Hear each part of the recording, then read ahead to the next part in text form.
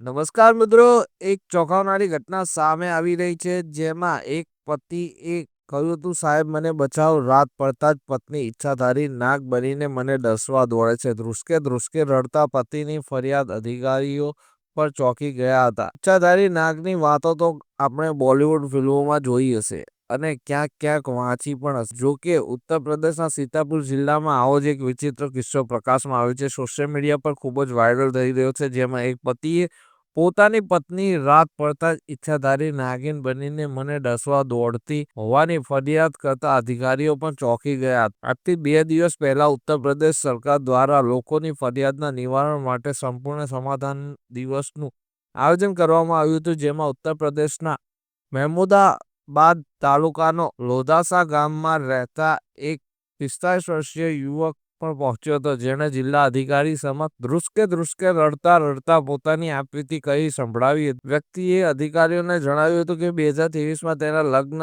થયા હતા. લગ્નના થોડા દિવસ બાદ જ રોજ રાત પડતા જ આ મહિલા ઈચ્છાધારી નાગ બની જાય છે અને તેના પર હુમલો કરે છે. મહિલા મને ડરાવે છે અને ડસવા માટે મારી પાછળ દોડે છે. એક વખત તો પત્નીએ મને ડંખ પણ માર્યો હતો, પરંતુ પોતે જાગી જવાથી બચી ગયો હતો. પત્નીના કારણે પોતાની માનસિક સ્થિતિ પણ ખરાબ થઈ ગઈ છે અને રાત્રે ઊંઘી પણ શકતો નથી. મહેરબાની કરીને સાહેબ મને મારી પત્નીથી બચાવી લો. અગાઉ પણ આ વ્યક્તિ અને મહિલાએ મહેમુદાબાદ પોલીસ મથકમાં સામસામે ફરિયાદ નોંધાવી ચૂક્યા છે. જોકે વ્યક્તિનો આરોપ છે કે પોલીસે પત્નીની ફરિયાદના આધારે એકતરફી કાર્યવાહી કરી હતી. આખરે ફરિયાદનું નિવારણ કાર્યક્રમમાં આવવું પડ્યું હતું.